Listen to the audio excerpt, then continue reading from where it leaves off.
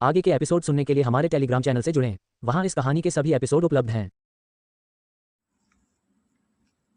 मोना ने आश्चर्यचकित स्वर में कहा और कैंट को घूरने लगी, जो होटल के प्रवेश द्वार की ओर बढ़ रहा था।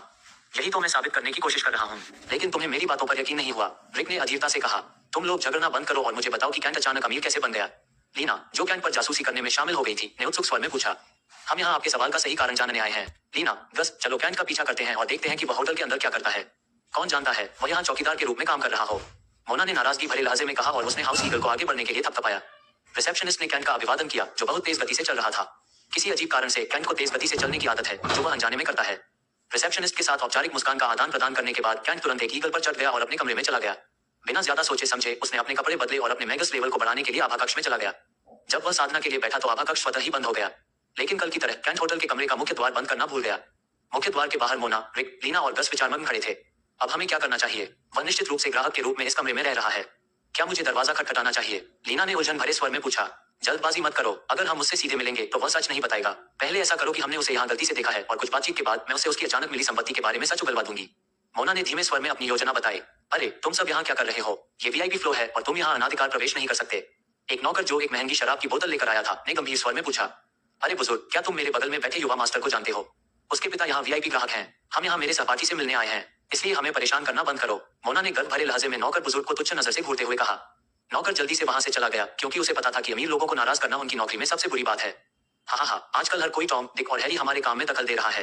रिक, तुम्हें बाद में उस बूढ़े को सबक सिखाना चाहिए, मोना ने उपहासपूर्ण लहजे में कहा और वे नौकर के पीछे हंसने लगे। रिक की हंसी थोड़ी जोरदार है, क्योंकि वह स्थिति की वास्तविकता जानता है। भले ही उसके पिता होटल मूनलाइट में वीआईपी ग्राहक हैं, लेकिन ये सबसे निचले दर्जे का है। होटल की चांदनी में रिक भी नौकर से इस तरह बात करने की हिम्मत नहीं जुटा पाया, लेकिन मोना ने ऐसे पेश आया जैसे होटल की मालकिन वही हो। हालांकि रिक को एक पल के लिए चिंता हुई, लेकिन नौकर के बिना सवाल किए चले जाने से उसे तुरंत राहत मिली। दोस्तों, दरवाजा बंद नहीं है। कैंट के कमरे के दरवाजे के ठीक सामने खड़ी लीना ने उत्तेजना को नियंत्रित करते हुए धीमी आवाज में चीखी। जैसा कि मैंने सोचा था, उस बेचारे को तो कमरे का दरवाजा बंद करना भी नहीं आता। चलो अंदर चलते हैं, हम शुरू से ही उसके करीबी दोस्तों की तरह पेश आएंगे और मैं धीरे धीरे जानकारी जुटाऊंगा। हम इस दृश्य को स्कूल फोरम पर भी अपलोड कर सकते हैं, जिससे हमें कुछ प्रसिद्धि मिलेगी, मोना ने उत्साह से कहा, जब वह कैंट के होटल के कमरे में प्रवेश करने वाली थी।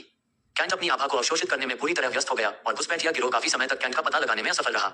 ये बेवकूफ कहा जाता है, मोना ने शौचालय की जांच करते हुए कहा, जो खाली था। मोना, इस स्पा को देखो, ये सभी तरह के महंगे लोशन से भरा हुआ है। यहाँ कस्टम फेस किट और मेकअप उपकरण भी उपलब्ध हैं। लीना आश्चर्य से चिल्लाई, क्योंकि उसने पहली बार किसी हाई एंड होटल में प्राइवेट सूट देखा था। यहाँ तक कि रिक ने भी कभी प्राइवेट सूट नहीं देखा, भले ही उसके पिता के पास वीआईपी कार्ड है। उसका चेहरा आश्चर्य से चमक रहा है, क्योंकि प्रशिक्षण क्षेत्र के लिए सुविधाएं हैं, बड़े करीने से सजाए गए हथियार, एक शक्ति आकलन यंत्र चक्र और बहुत कुछ है, जिसे वह केवल एक बार आजमाने का सपना देखता है। मोना, आभा कक्ष बंद है। कैंट इस कमरे के अंदर होना चाहिए। गस, जो चुपके से होटल के कमरे से कुछ कीमती चीजें चुरा रहा था, दूर से बोला। उसे रहने दो, जब तक वह बाहर नहीं आता हम माहौल का आनंद लेंगे। चलो कुछ तस्वीरें लेते हैं और उन्हें हमारे स्कूल फोरम में पोस्ट करते हैं। चलो शोर मचाते हैं दोस्तों, मोना ने उत्साह से यह कहा और विशेष स्नान के लिए अपने कपड़े बदलने के लिए स्पा रूम में चली गई। लीना गस को आंख मारने के बाद उसके पीछे चली गई। महिलाओं को यह नहीं पता था कि गस ने अपने निजी मित्रों के सामने शेखी बघारने के लिए कमरे की रिकॉर्डिंग शुरू कर दी थी और वह मोना और लीना की बिकनी में कुछ तस्वीरें लेने के लिए बहुत उत्सुक था। जब तीनों व्यस्त थे, रिक ने कोल्ड स्टोरेज में शराब की तलाश शुरू कर दी। सबसे महंगी शराब चुनने के बाद रिक महिलाओं के साथ साझा करने के लिए स्पा रूम की ओर चला गया। और रूम के अंदर कैंट छठी क्लास के मैगस से 8वीं क्लास के मैगस में चला गया। आगे बढ़ने के बजाय उसने अपनी रीढ़ की हड्डी से जुड़े अपने सेकेंडरी मैच सकल में ऑरा को अवशोषित करना पूरी तरह से बंद कर दिया। पूर्ण ध्यान के साथ उन्होंने दूसरे घेरे में 3 भरे हुए डिब्बों को एकीकृत और परिष्कृत करना शुरू किया। सेकंड मिनट बन गए और मिनट घंटे बन गए। 2 घंटे बीत जाने के बाद भी कैंट अभी भी आभा कक्ष में बैठा था। मोना और उसका समूह, जो महंगी शराब के साथ पार्टी कर रहे थे, पहले ही 2 और बोतलें खाली कर चुके थे और ग्राहकों के इस्तेमाल के लिए रखे गए विशेष लोशन भी खत्म हो चुके थे। मोना, ऐसा लगता है कि कैंट आभा कक्ष के अंदर सो रहा है।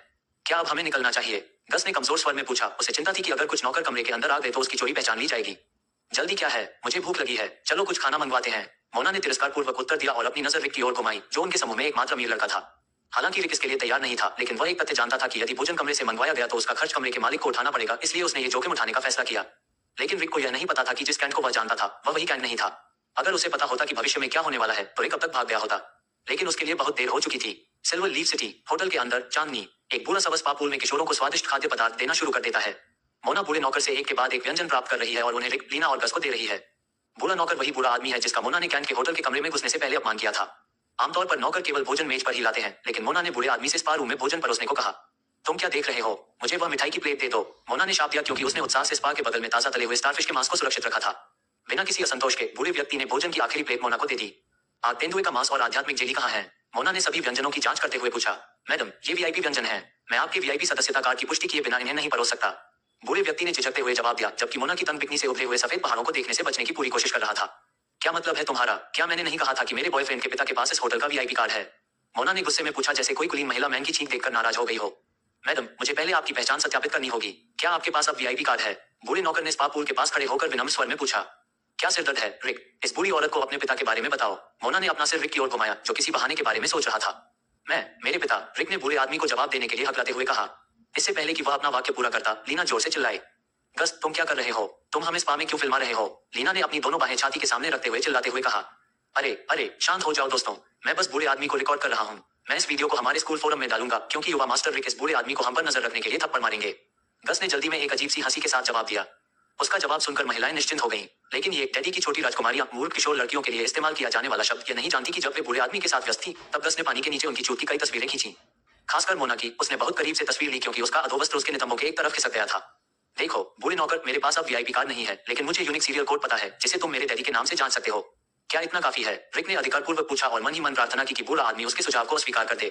हाँ युवा स्वामी, हम इसकी पुष्टि कर सकते हैं, बूढ़े व्यक्ति ने जवाब दिया और वीआईपी कार्ड का विशिष्ट नंबर नोट करने के लिए पेन निकाला। धन्यवाद युवा मास्टर, कार्ड सत्यापित करने के बाद मैं जल्द से जल्द आपका ऑर्डर लाऊंगा। बूढ़े व्यक्ति ने विनम्रतापूर्वक उत्तर दिया और जाने के लिए मुड़ गया। रुको, रिक ने जल्दी से बूढ़े आदमी को रोका। खाने का बिल अंतिम चेकआउट में जोड़ दो। रिक ने बूढ़े आदमी के मन में कोई संदेह पैदा किए बिना आत्मविश्वास से कहा।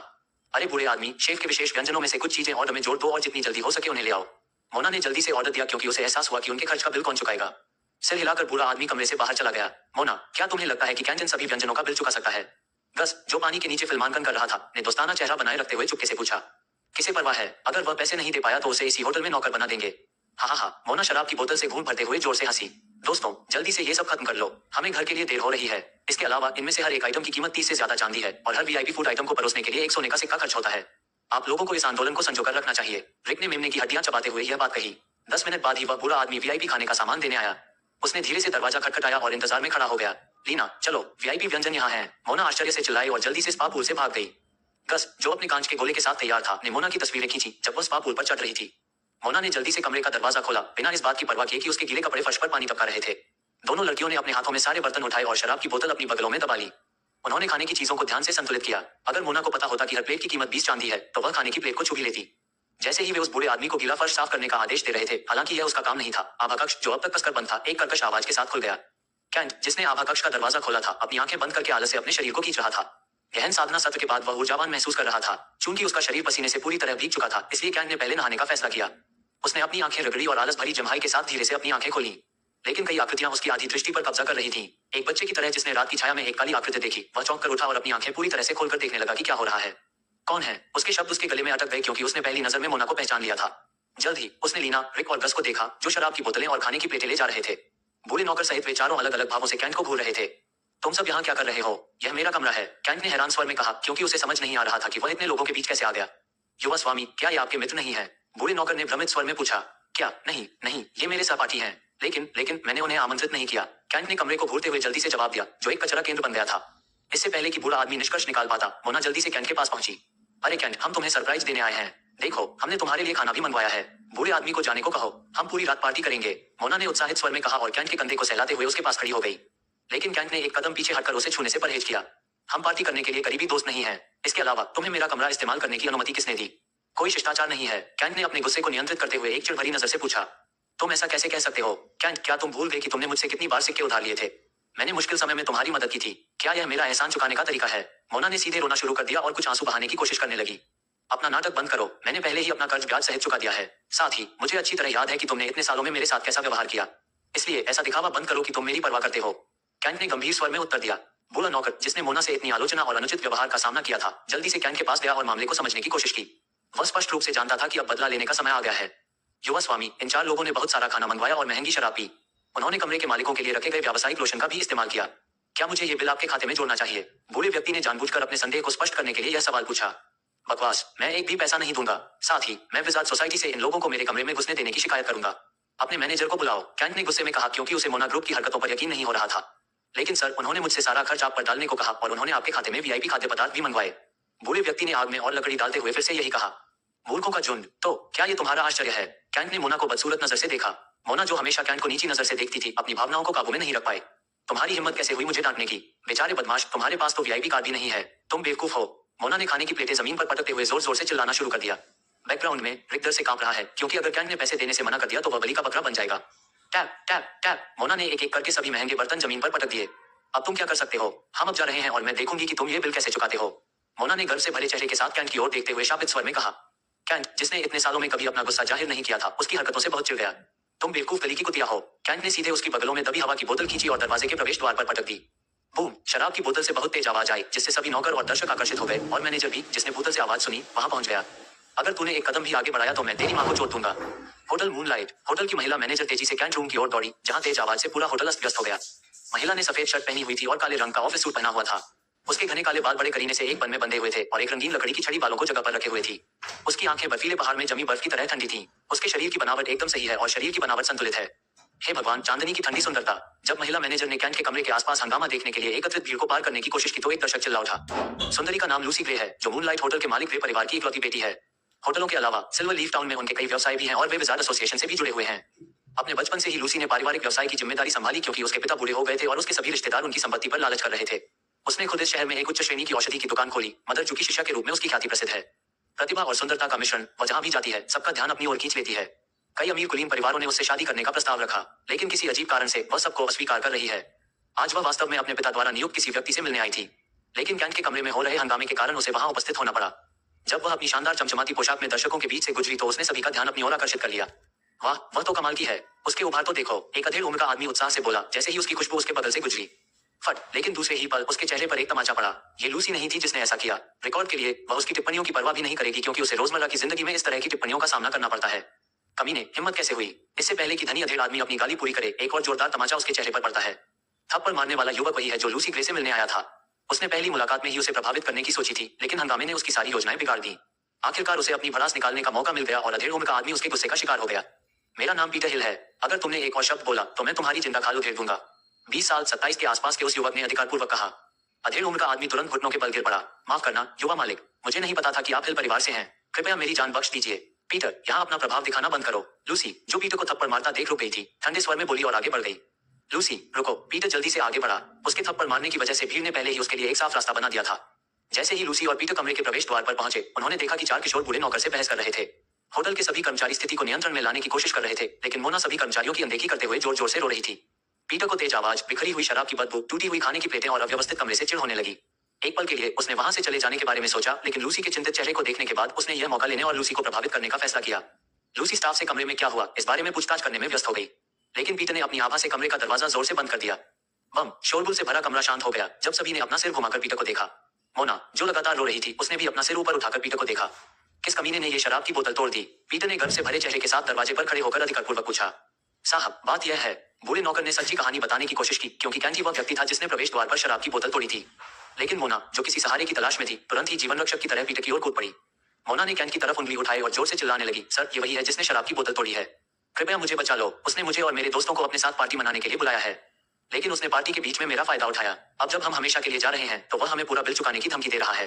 मोना ने एक ही बार में सारे तथ्य तोड़ मरोड़ कर पेश किए और कैंट की ओर उंगली उठाई। मोना ने पीटर का हाथ अपनी छाती पर कसकर पकड़ रखा था, क्योंकि उसने बिकिनी पहनी हुई थी। पीटर का हाथ उसके दूध के तीलों के बीच फंस गया था। कैंट की आंखें उसके आरोपों को सुनकर खुली की खुली रह गईं। कैंट के कुछ करने से पहले ही गस भी इस झगड़े में शामिल हो गया, क्योंकि वह तथ्यों को तोड़ मरोड़ कर पेश करने में नंबर 1 विशेषज्ञ है। सर, आप सच्चे ईश्वर द्वारा भेजे गए उद्धारकर्ता हैं। कृपया हमारे लिए न्याय करें। होटल के नौकर ने उस कमीने के साथ सांठगांठ की और हम पर घुसपैठिया होने का आरोप लगाया।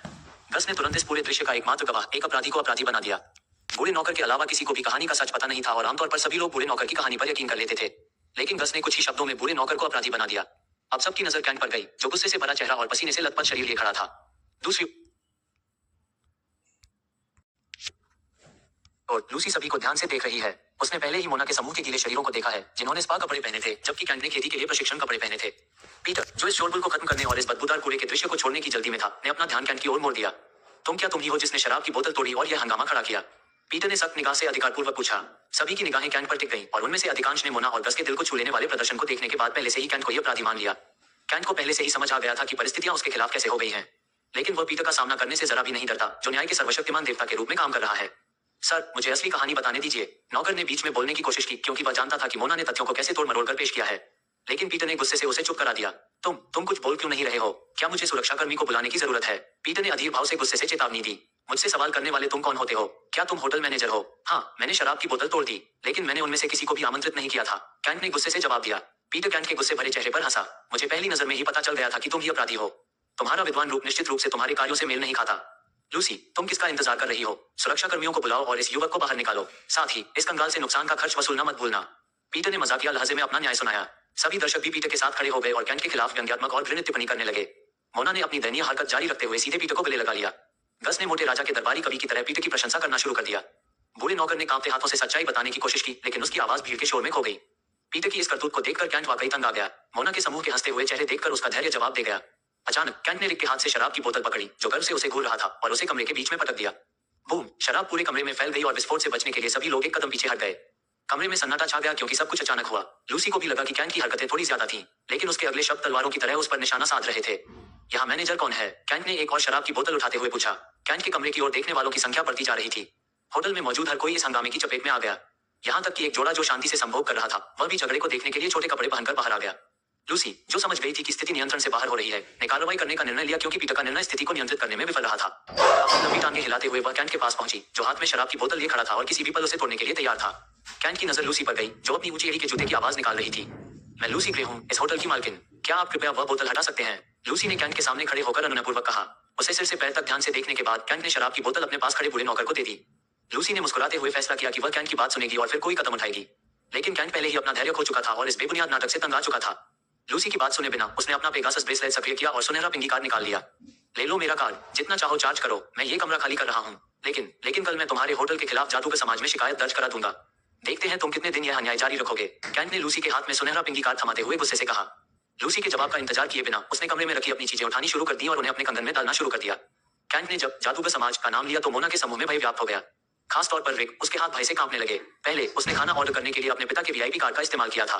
अगर जांच हुई तो सब कुछ सामने आ जाएगा, लेकिन इससे पहले कि वह भागने का कोई उपाय सोच पाता, मोना ने फिर से रोना शुरू कर दिया और पीटर को एक लटकते धागे की तरह पकड़ लिया।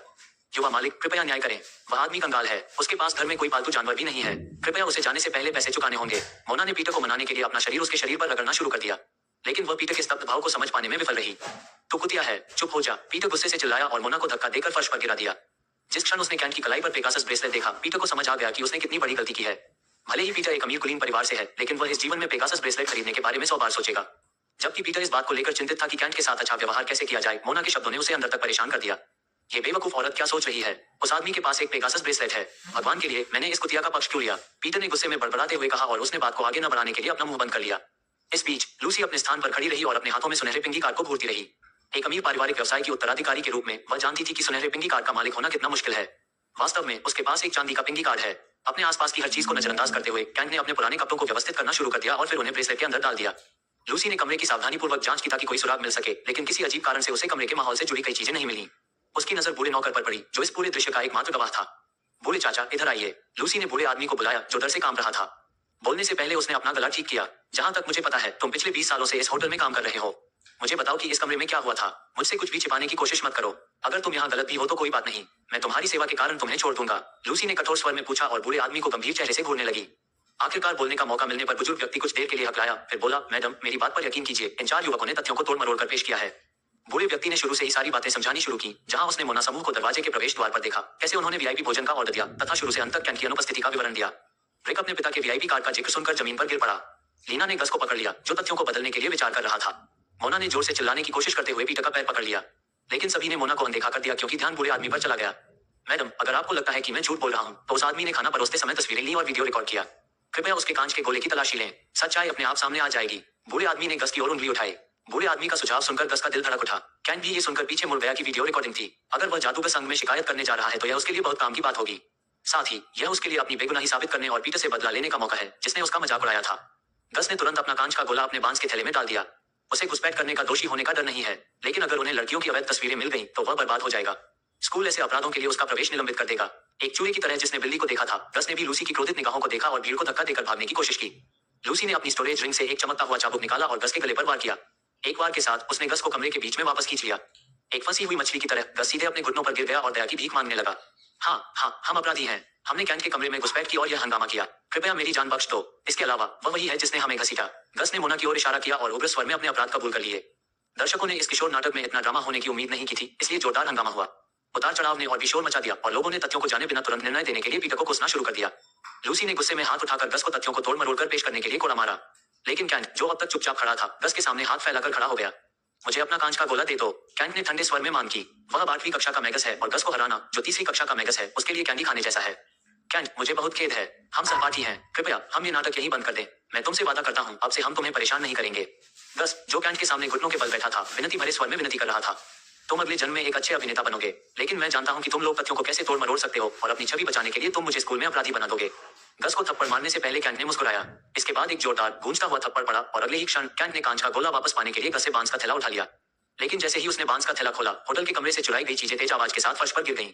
चोर, वह चोर है। दर्शकों के बीच एक जोरदार फुसफुसाहट हुई। एक एक करके होटल के कमरे से संबंधित सामान गस के बांस के थैले से गिरते रहे। पीटर, जिसने पहले फैसला सुनाया था, एक पल के लिए मुंह खोलकर स्तब्ध रह गया। होटल के सभी कर्मचारी एक तरफ खड़े हो गए, जमीन पर चिपक गए। लूसी, जिसने अपने जीवन में पहली बार इस तरह की स्थिति का सामना किया था, अविश्वसनीय नजर से दृश्य को देखती रही। गस सीधा फर्श पर गिर पड़ा और उसका चेहरा 2 हथेलियों से ढका हुआ था। उसने पहले ही अपनी किस्मत स्वीकार कर ली थी, क्योंकि कुछ भी बदलने के लिए बहुत देर हो चुकी थी। कैंट ने गस के बांस के थैले से गिरती हुई चीजों पर ध्यान नहीं दिया। उसने गिरते हुए कांच के गोले को उठाया और बांस के थैले को गस पर फेंक दिया। पिक्चर गैलरी खोलने से पहले कैंट ने अपना स्काई ऑर्ब निकाला और एंगल सेट करने के बाद हैंड फ्री मोड को सक्रिय कर दिया। तुरंत स्काई ऑर्ब कैंट के कंधे के पास मंडराने लगा और वीडियो रिकॉर्डिंग फंक्शन अपने आप सक्रिय हो गया। कैंट की उंगलियां गस के कांच के गोले पर चली और उसने एक क्लिक के साथ चित्र गैलरी खोल दी। बूम, इस गोले पर एक महिला की बैठी हुई स्थिति का चित्र प्रदर्शित है तथा महिला ने बिकिनी पहन रखी है जो एक और किसी की हुई है। क्या, हे भगवान, गुमराह आदमी। भीड़ में सन्नाटा छा गया क्योंकि उन्होंने उस व्यक्ति की छवि पहचान ली थी। चूंकि मोना ने उसी मॉडल की बिकिनी पहनी हुई थी, इसलिए सभी की नजरें मोना पर चली गईं और एक जोरदार फुसफुसाहट हुई। नहीं, वह मैं नहीं हूं।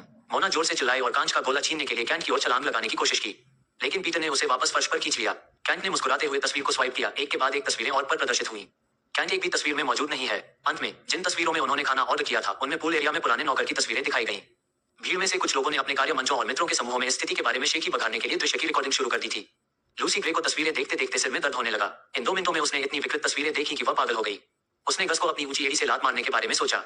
बिकनी में और पानी के नीचे मोना और लीना की करीबी तस्वीरें, समूह तस्वीरें और उनके खाने के दौरान ली गई तस्वीरें सभी सामने आई, जो वर्तमान स्थिति में कैंट की बेगुनाही साबित करने के लिए पर्याप्त सबूत प्रदान करती हैं।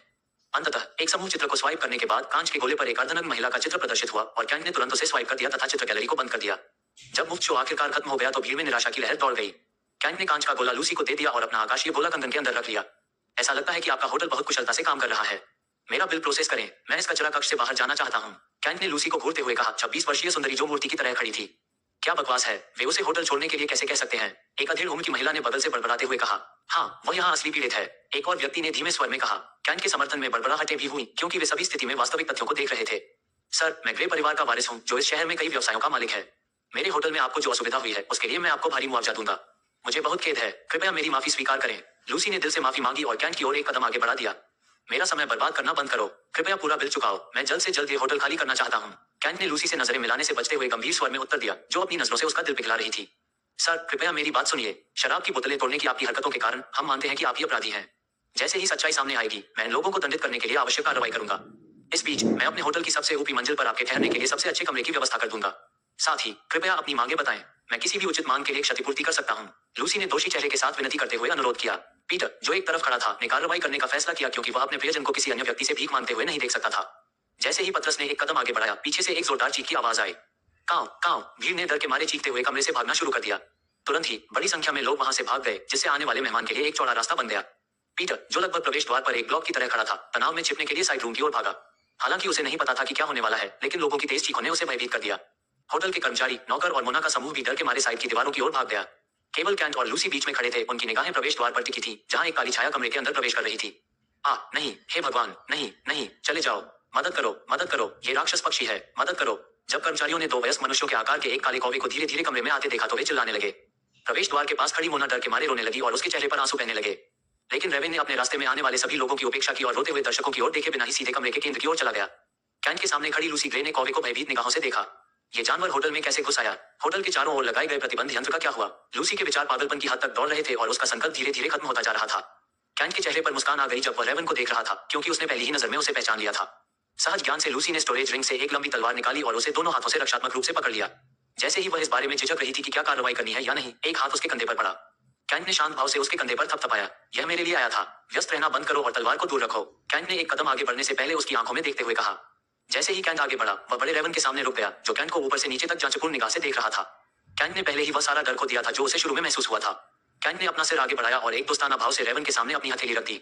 अपने परिवार को पहचानने वाले किसी रिश्तेदार की तरह बड़े रेवन ने अपनी गर्दन आगे की ओर झुकाई और अपने सिर को उसकी हथेली पर फैलाया। डर के मारे भाग रहे दर्शक ये देखने के लिए इधर उधर इकट्ठा होने लगे कि क्या हो रहा है। जैसा कि उन्होंने उम्मीद की थी, वहां कोई खून खराबा या हत्या नहीं हुई। पीटर, जिसने साइड रूम का दरवाजा खटखटाया, ने आंखें खोलकर उस दृश्य को देखा। क्या बकवास है, मुझे लूसी की रक्षा करनी चाहिए थी, न कि गुफाओं के आदमी की तरह छिपना चाहिए था। पीटर ने धीरे धीरे पीछे से लूसी के पास आकर अपनी शर्म कम करने के लिए कहा। जबकि सभी लोग आश्चर्य और भय से कैंट और बड़े रेवन को देख रहे थे, कैंट ने अपना हाथ डाला और रेवन की आंतरिक थैली से एक छोटा हथेली के आकार का चौकोर सुनहरा डिब्बा निकाला। हे भगवान, ये रॉयल डिलीवरी है। कैंट ने अपने हाथों में हथेली के आकार के चौकोर बॉक्स को देखा। चौकोर बॉक्स पर 10 तंतुओं के साथ एक सुनहरे ऑक्टोपस की छवि उकेरी गई थी। जब कैंट उत्सुकता से वर्गाकार बॉक्स की जांच कर रहा था, तो बगल में खड़ा एक कर्मचारी जोर से चिल्लाया, हे भगवान, ये रॉयल डिलीवरी है क्या? एक शाही डिलीवरी? यह असंभव है। पीटर, जो लूसी के पास खड़ा था, कमजोर स्वर में बुदबुदाया क्योंकि वह कैंट के हाथों में चौकोर बॉक्स को करीब से देखने के लिए एक कदम आगे बढ़ा। कुछ लोगों ने कैंट के हाथ में सुनहरे बक्से को देखने के लिए उसके पास जाने की कोशिश की। ये वास्तव में रॉयल डिलीवरी है। ऑक्टोपस की सील असली है। कर्मचारियों में से एक बूढ़ी महिला ने आश्चर्यचकित स्वर में ऊंची आवाज में कहा। शाही delivery blue planet wizard cult द्वारा अधिकृत है। ऑक्टोपस पर टेंटिकल्स की संख्या के आधार पर डिलीवरी की स्थिति अलग अलग होती है। अगर कुछ चोरों को शाही डिलीवरी का डिब्बा मिल भी जाता तो वे उसे छूने की हिम्मत भी नहीं करते। ग्रैंड मास्टर मैच या गंभीर मामलों में, यहाँ तक कि मॉडल सॉवरेन भी उन चोरों के खिलाफ कार्रवाई करते थे जो शाही डिलीवरी को छूने की हिम्मत करते थे। केवल 5 सितारा या उससे ऊपर की रैंकिंग वाले परिवार, स्कूल या गुप्त संगठन ही शाही डिलीवरी को अधिकृत कर सकते हैं। ब्लू प्लैनेट विजार्ड कल्ट द्वारा अधिकृत शाही डिलीवरी की श्रेणी के तहत हथियार, जादू की स्क्रॉल, मेनास्टोन, यंत्र झंडे और जादुई कलाकृतियों जैसी अत्यधिक मूल्यवान चीजें वितरित की जानी स्वीकार की गईं। जबकि सभी लोग उत्सुकता से कैंट के हाथों में रखे सुनहरे बक्से को देख रहे थे कि इसके अंदर क्या है, कैंट ने सीधे उसे अपने कंगन में डाल लिया और अपना ध्यान रेवन की ओर केंद्रित कर लिया। जैसे ही रेवन ने अपना काम सफलतापूर्वक पूरा किया, बड़े रेवन ने कमरे से बाहर जाने से पहले अपनी चोंच से कैंट के सिर को सहलाया। कैंट ने मुस्कुराते हुए उसकी गर्दन को छुआ और उसे सहलाया। लोग जल्दी से पीछे हट गए ताकि पीछे हटे काले रेवन के लिए रास्ता साफ हो जाए।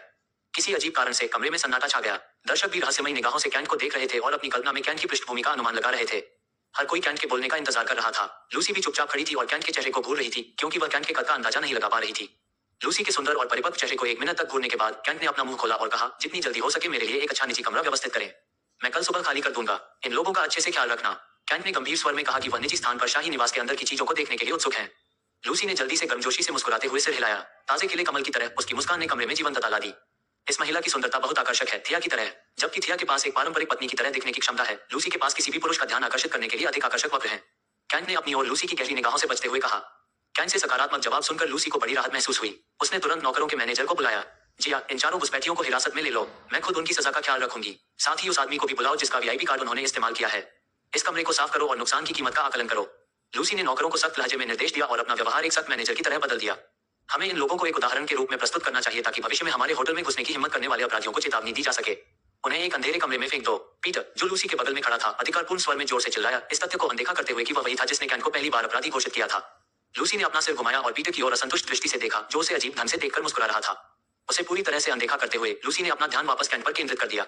युवा स्वामी, कृपया मेरे पीछे आइए। मैं आपको आपके नए कमरे में ले जाऊंगी। मैं वादा करती हूँ कि आप निराश नहीं होंगे। लूसी ने मुस्कुराते हुए कहा और उत्सुकता से कैंट के चेहरे को देखा। जैसे ही कैंट ने अपना सिर हिलाया, लूसी ने एक कदम आगे बढ़कर उसे विनम्र भाव से अपने पीछे आने के लिए आमंत्रित किया। उसकी चाल, हाथों के इशारे, मुस्कुराता हुआ चेहरा, विनम्र रवैया, शारीरिक भाषा, सब कुछ एकदम सही है। इस हद तक कि कैंट का दिल भावनाओं से धड़कने लगा। तमाशबीन जल्दी से हट गए और उन दोनों के लिए रास्ता बना दिया। लेकिन पतरस भी उनके पीछे पीछे चल पड़ा, क्योंकि उसे डर था कि कहीं अमीरों का उसका खाना छीन न ले। पीटर को चिंता है कि कैंट लूसी ग्रे को छीन लेगा। कैंट का कुलीन रूप उसकी अलौकिक समृद्ध पृष्ठभूमि के साथ मिलकर दुनिया की किसी भी सुंदर महिला का ध्यान आकर्षित करने के लिए पर्याप्त है। लूसी ने अपने गुलाबी होठों से खूबसूरती से सीटी बजाई और अगले ही पल एक शानदार ढंग से सजा हुआ सफेद हंस उसके बगल में आकर बैठ गया। हंस पर चढ़ने से पहले उसने हंस की लंबी गर्दन को सहलाया। मिस्टर कैंट, मेरे साथ आइए। होटल के दूसरे पालतू जानवर ऊपर की मंजिल पर नहीं उड़ेंगे। लूसी ने कैंट की ओर अपना हाथ बढ़ाया। कैंट ने देखा कि लूसी कितनी खूबसूरती से अपने पालतू जानवर पर सवार थी और वह मंत्रमुग्ध होकर वहीं खड़ा रहा। अपने बेचैन दिल को काबू में रखते हुए कैंट ने लूसी के खूबसूरत पतले हाथ को पकड़ लिया और लूसी के पीछे थोड़ी दूरी पर बैठ गया। उसकी स्त्री जैसी खुशबू कैंट के नथुने में चुभ रही थी और वह जोर जोर से सांस ले रहा था। मास्टर पीटर, परेशानी के लिए क्षमा करें। हम किसी और समय पर मिल सकते हैं। कृपया मुझे इस समय के लिए माफ करें। लूसी ने पीटर के लिए किसी भी चिंता को नजरअंदाज करते हुए शांत स्वर में कहा। पीटर के जवाब का इंतजार किए बिना ही उसने सफेद हंस को आदेश दिया, जो शानदार तरीके से ऊपर की मंजिल की ओर उड़ गया। कैंट ने उसकी पतली 28 साइज की कमर को थामे रखा, जो उसके 36 साइज के खरबूजों का भार झेल रही थी। उसके लंबे बाल हवा में नाच रहे थे और कैंट के चेहरे को सहला रहे थे, जो उसकी बरसी सफेद लंबी गर्दन को भूल रहा था। क्या बकवास है, मैं उससे मिलने के लिए गोल्डन बैम्बू सिटी से आया हूँ। वह मुझसे, हिल परिवार के मास्टर मैगस से, जाने के लिए कैसे कह सकती है? पीटर ने चिढ़ते हुए चेहरे से कहा। उसकी नजर कैंट पर पड़ी, जिसने लूसी को एक छोटे पांडा की तरह जकड़ रखा था। उसका गुस्सा कैंट की ओर था, लेकिन कैंट की समृद्ध पृष्ठभूमि को याद करने के बाद उसने खुद को इस स्थिति में कैंट से सामना करने के लिए कोसा। जल्द ही सफेद हंस सबसे ऊपरी मंजिल पर उतरा, जो खाली थी और वहां कोई अन्य व्यक्ति नहीं था। युवा मास्टर कैंट, आप निश्चिंत रहिए। इस मंजिल पर कोई भी आपको परेशान नहीं करेगा। इसके अलावा मुख्य नौकर सीधे आपकी जरूरतें पूरी करेगा। लूसी ने कैंट के लिए केंद्रीय कक्ष खोलते हुए बोलना जारी रखा। कमरा बहुत ही स्त्रीयोचित लग रहा था। दीवारों पर सुंदर सजावट थी और चमेली की खुशबू थी। ये कमरा इतना स्त्रीयोचित क्यों लग रहा है? कैंट ने गुलाबी रंग की चादरों, हल्के रंग के दरवाजों, फूलों की पेंटिंग्स और प्यारे जानवरों की जांच करते हुए पूछा। युवा मास्टर कैंट, मैं पहले इसी कमरे में रहती थी। अगर आपको यह माहौल पसंद नहीं है तो मैं आपको दूसरे कमरे में ले जा सकती हूँ। लूसी ने शर्मीले चेहरे के साथ जल्दी से जवाब दिया। कोई जरूरत नहीं, मुझे ये कमरा पसंद है। इसके अलावा मुझे युवा मास्टर कहना बंद करो। कैंट ही काफी है, कैंट ने उसके बगल में चलते हुए जवाब दिया। कैंट के साथ कुछ और बातचीत करने के बाद लूसी ने फिर से माफी मांगी और कैंट को अपने निजी स्थान पर छोड़ दिया। कैंट का दृष्टिकोण। जैसे ही लूसी ग्रे अपने सफेद हंस पर सवार होकर ऊपर की मंजिल से बाहर निकली, कैंट ने दरवाजा बंद किया और अपने कंगन से सुनहरा चौकोर डिब्बा निकाला। उसने डिब्बे पर ऑक्टोपस की छवि को सहलाया और अपनी चाची द्वारा भेजी गई चीजें निकालने के लिए तैयार हो गया। कैंट के होठों पर एक उत्साहित मुस्कान थी जब उसने रॉयल डिलीवरी से आए सुनहरे बॉक्स तक पहुंचने के लिए अपनी आभा को सक्रिय किया। जैसे ही उसने सुनहरे बक्से पर आभा का इस्तेमाल किया, ऑक्टोपस की छवि चमक उठी और एक पारदर्शी ऑक्टोपस की आत्मा जीवित हो गई। आत्मा एक तैरती हुई जेलीफिश की तरह तैरती हुई कैंट की ऊंचाई तक पहुंच गई। वह कैंट के चेहरे को बहुत देर तक घूरता रहा और फिर हवा में हरे रंग में विलीन हो गया। अगले ही पल सुनहरे रंग का ऑक्टोपस पन्ना हरे रंग में बदल गया। कैंट ने एक गहरी सांस लेते हुए सुनहरे रंग के बक्से को हाथ में लिया। ये स्टोरेज बॉक्स अपने आप में एक स्थानिक उपकरण है और इसमें 3 आइटम बड़े करीने से पैक किए गए हैं। जैसे ही कैंट ने अपना हाथ आगे बढ़ाया, उसे एक शब्दकोश के आकार का भारी मैनुअल मिला। संपूर्ण मैनुअल कांस्य से बना है, जिसमें पृष्ठ, सजावट और डिजाइन शामिल हैं। रहस्यमय तीरंदाज की पुस्तक। मैनुअल का शीर्षक किताब के कवर पर एक खास तकनीक से उकेरा गया है। ब्लू प्लैनेट का प्रतीक, जिस पर शंक्वाकार जादूगर की टोपी सजी हुई है, किताब के निचले हिस्से में उकेरा गया है, जिस पर छोटे अक्षरों में ब्लू प्लैनेट विजार्ड एसोसिएशन का नाम लिखा हुआ है। कैंट ने जैसे ही पहला पेज खोला, उसमें 99 मेगास हेरो फॉर बिगिनर आर्केन मोटे अक्षरों में लिखा हुआ था। एक तीरंदाज की छवि आसमान की ओर तीर चलाते हुए बहादुर मुद्रा में दिखाई गई है। आश्चर्यचकित चेहरे के साथ कैंट ने अगला पृष्ठ पलटा, जहां चमचमाते धागे की बनावट में 3 पंक्तियां लिखी थीं। ये पुस्तक आर्केन टॉम का पहला भाग है, जिसमें विस्फोटक हानिकारक बाण मंत्र हैं। दूसरे भाग में घातक बाण मंत्र हैं और तीसरे भाग में बड़े पैमाने पर विनाशकारी युद्ध संप्रभु बाण मंत्र हैं। जो व्यक्ति आर्केन टॉम के इन 3 मैनुअल में वर्णित सभी 133 तीरों में निपुणता प्राप्त कर लेगा, उसे ब्लू प्लैनेट विजार्ड एसोसिएशन द्वारा आर्केन सेज की उपाधि से सम्मानित किया जाएगा। कैंट के चेहरे पर एक बड़ी मुस्कान उभर आई जब वह पंक्तियों को पढ़ रहा था। वह जानता था कि इस तरह की दुर्लभ पुस्तिकाएं पाना कितना मुश्किल था, लेकिन उसकी चाची ने उसके लिए सबसे अच्छी पुस्तिकाएं भेजी। किताब को एक तरफ रखते हुए कैंट ने सुनहरे बक्से से लंबा धनुष उठाया। जब वह धनुष के साथ खड़ा था, जो लगभग उसके बराबर की ऊंचाई का था, तो कैंट की आंखें धनुष के विशाल आकार को देखते हुए सफेद चमक उठी। पूरा धनुष बर्फ सफेद थीम में चमक रहा था। अचानक कैंट चौंक गया और धनुष पर से उसकी पकड़ ढीली पड़ गई। लेकिन शुक्र है कि उसने कुछ ही देर में अपना संयम वापस पा लिया और एक पल में धनुष पर कब्जा कर लिया। उसके अचानक हैरान होने का कारण धनुष के एक तरफ से गुजरा बर्फ जैसा सफेद सांप था। इस धनुष का शिल्पकार निश्चित रूप से एक ऋषि स्तर का लोहार है, जिसने इसके आकार और वजन के बीच संतुलन बनाए रखने में बहुत सावधानी बरती है। कैंट अपनी खुशी को रोक नहीं पाया, क्योंकि धनुष बहुत ही भव्य दिख रहा था और इसके हर इंच पर जटिल नक्काशी थी। सांप के शरीर पर आभाकण चमकते हुए सफेद क्रिस्टल में उकेरे गए थे, जो इसे अपने आप में एक कला का काम बना रहे थे। यद्यपि पूरा धनुष बर्फ की तरह सफेद दिख रहा था, फिर भी सांप की आंखों में 2 गहरे लाल पत्थर उकेरे गए थे। कैंट भारी धनुष को संतुलित करते हुए सांप की आंखों को करीब से देखने के लिए आगे झुका। क्या ये मैना पत्थर हैं? कैंट आश्चर्य से चिल्लाया। ऑरा स्टोन और मैना स्टोन अलग अलग हैं। ग्रैंड मास्टर मेगा स्टेज तक लोग ताकत हासिल करने और अगले लेवल के मेगस तक आगे बढ़ने के लिए ऑरा और ऑरा स्टोन का इस्तेमाल करते हैं, लेकिन ग्रैंड मास्टर मेगा स्टेज से लोग केवल मैना अवशोषण के माध्यम से अपना स्तर बढ़ा सकते हैं। मन पत्थरों को सभी ग्रहों पर मुद्रा के रूप में स्वीकार किया गया, जबकि आभा पत्थरों की स्थिति प्रत्येक ग्रह के लिए अलग अलग थी, इसलिए वे अपने स्वयं के ग्रह तक ही सीमित थे। धनुष के डिजाइन पर पर्याप्त समय बिताने के बाद कैंट ने देखा कि धनुष की डोरी दोनों सिरों से जुड़ी नहीं है। वह धनुष के साथ सीधा खड़ा हुआ और धनुष की डोरी को खोला, जो धनुष के ऊपरी सिरे पर बंधी हुई थी। अपनी पूरी ताकत लगाकर उसने धनुष की डोरी को नीचे खींचा, जिसे खींच पाना बहुत मुश्किल था। कैंट ने अपनी 8वीं क्लास की मैगस आभा का इस्तेमाल किया और धनुष की डोरी खींचने में अपनी पूरी ताकत लगा दी। 5 मिनट तक संघर्ष करने और कई असफलताओं के बाद कैंट ने धनुष की डोरी को दूसरे सिरे पर सफलतापूर्वक बांध दिया। जैसे ही धनुष की डोरी जुड़ी, धनुष पर बने सांप के चित्र के साथ एक सफेद चमक गुजरी और सांप के सिर पर मोटे अक्षरों में एक नाम प्रकाशित हो गया। विक्टर। उन 5 अक्षरों को मोटे अक्षरों में उकेरा गया था और हर अक्षर के लिए अलग डिजाइन था। इन अक्षरों के आधार से एक तीर का निशान गुजरा था। कितना शानदार! कैंट ने प्रभावशाली सुलेख में उकेरे गए प्रत्येक अक्षर को सहलाते हुए कहा। हालांकि उसे अपनी मांसपेशियों में बहुत दर्द महसूस हो रहा था, फिर भी कैंट ने भारी धनुष को बड़ी मुश्किल से थामे रखा। लेकिन उसकी कमजोर सहनशक्ति ने उसे ज्यादा देर तक धनुष को थामे नहीं रहने दिया। दर्द को नियंत्रित करते हुए कैंट ने सावधानी से धनुष को बिस्तर पर रख दिया। यह मेरे लिए बहुत भारी है। मुझे जल्द से जल्द अपने शरीर को प्रशिक्षित करना होगा, अन्यथा ये धनुष मेरे हाथों में कचरा बन जाएगा। कैंट ने दर्द को कम करने के लिए अपनी मांसपेशियों को दबाते हुए दृढ़ स्वर में कहा। जल्द ही उसे राहत महसूस हुई और उसने अन्य सामान देखने के लिए सुनहरा बक्सा उठाया। कोने में रखे एक छोटे से काले लकड़ी के बक्से को छोड़कर सुनहरा बक्सा पूरी तरह से खाली है। एक आह भरते हुए कैंट ने छोटे काले लकड़ी के बक्से को उठा लिया। जैसे ही उसने सुनहरे बक्से से आखिरी टुकड़ा निकाला, उस पर ऑक्टोपस की छवि फीकी पड़ने लगी और बक्से का सुनहरा रंग धीरे धीरे फीका पड़ने लगा। कुछ ही मिनटों में यह एक लकड़ी के बक्से में बदल गया और इसका आंतरिक स्थान ढह गया, जिससे यह भविष्य में उपयोग के लिए बेकार हो गया। क्या बकवास है! मैंने इसे स्टोरेज या उपहार के रूप में इस्तेमाल करने के बारे में सोचा था, लेकिन ये चीज बेकार हो गई। कैंट ने विघटित रॉयल डिलीवरी बॉक्स को घूरते हुए एक कष्टप्रद नजर से कहा। लेकिन कैंट को यह नहीं पता कि सुनहरे रंग का बक्सा विदेशी वस्तुओं को रखने में सक्षम नहीं होगा। केवल नीले ग्रह मैगस सील के साथ चिन्हित वस्तुओं को ही अंदर रखा जा सकता है, और एक बार जब वे ऑक्टोपस की आत्मा के साथ सुनहरे रंग के बक्से को सील कर देते हैं, तो कोई भी अन्य चीज अंदर नहीं रखी जा सकती है। निराशा में सिर हिलाते हुए कैंट ने छोटा काला लकड़ी का बक्सा खोला। उंगलियां, मुझे उंगलियां क्यों मिली? काले लकड़ी के बक्से के अंदर काले सादे पो देखकर कैंट की आंखें चौड़ी हो गईं। कितना चिकना! कैंट ने दोनों हाथों में जुड़वा पो पहनते हुए बुदबुदाया। पो की जोड़ी बहुत चिकनी है और पो पहनने पर कैंट को अकड़न या असहजता भी महसूस नहीं हुई। काले लकड़ी के बक्से में अंगुलियों के साथ साथ एक कार्यकारी ब्रांड नोट भी है। जब कैंट ने नोट उठाया तो उसने नीचे एक और सफेद कागज देखा। कैंट ने सबसे पहले कार्यकारी पत्र खोला, जो एक ब्रांड नोट था जिसमें नकल्स की जोड़ी का वर्णन किया गया था। निम्बस नकल्स, ये उंगलियां दुर्लभ धातु से बनी हैं, जिनमें नाइट विच रॉक एसेंस मिलाया गया है। ये आभा को बढ़ाते हैं और मुक्का मारने पर विनाशकारी प्रहार करते हैं। इन अंगुलियों का दूसरा काम आभा को नियंत्रित करना है, ताकि लंबे समय तक जादुई हथियार इस्तेमाल किए जा सकें। ब्रांड नोट के अंत में सेज का नाम और ब्लू प्लैनेट मैगस एसोसिएशन की ब्रांडिंग थी। नोट पर एक संक्षिप्त नजर डालने के बाद उसने उसे काले लकड़ी के बक्से में वापस फेंक दिया और शेष सादे पत्र को उठा लिया। यह कोई ब्रांड लेटर नहीं है। शब्दों को खूबसूरती से सुलेख में उकेरा गया था। ये कैंट को उसकी चाची द्वारा लिखा गया पत्र था। मेरी चाची ने मेरे लिए एक निजी पत्र क्यों लिखा? वह मुझसे सीधे बात कर सकती थी। कैंट ने पत्र को पूरा खोलते हुए कहा, हाय कैंट, मुझे आशा है कि आप अच्छे हैं। मैंने ये पत्र क्यों लिखा है, इसका एक कारण है। ये पत्र पढ़ने के बाद आपको कारण पता चल जाएगा। मैंने व्यक्तिगत रूप से आपके लिए ये हथियार चुने हैं। विक्टर धनुष आपकी दक्षता के आधार पर रंग बदलेगा। जब ये लाल रंग में बदल जाए तो मुझे सूचित करें और मैं आपके लिए एक और बेहतर धनुष भेजूंगा। जहां तक निम्बस नकल्स की बात है तो उन्हें हमेशा पहने, भले ही आप अभ्यास न कर रहे हों। और 99 एरो आर्किन मैनुअल के लिए आपकी माँ ने भी उसी किताब से शुरुआत की थी। मुझे उम्मीद है कि आप हमारी मुलाकात के दिन अपने कौशल से मुझे निराश नहीं करेंगे। एक महत्वपूर्ण बात जो आपको जाननी चाहिए वह यह है कि आपको अपने शरीर की ताकत पर ध्यान केंद्रित करना चाहिए। विक्टर धनुष को पूरी क्षमता से चलाने के लिए बहुत ताकत की आवश्यकता होती है। इस कारण से मैंने आपके शरीर को आभा से कैसे तरोताजा किया जाए इस पर एक विस्तृत प्रक्रिया लिखी है। अगर आप लकड़ी के डिब्बे की अच्छी तरह से तलाशी लेंगे तो आपको 15 गोलियां मिलेंगी। हर हफ्ते एक गोली लें और नीचे बताई गई प्रक्रिया के अनुसार अपने शरीर को संभालें। मुझे उम्मीद है कि आप अपने माता पिता की तरह एक महान योद्धा बनेंगे, लेकिन आपको कभी भी तेज नतीजों के लिए खुद पर दबाव नहीं डालना चाहिए।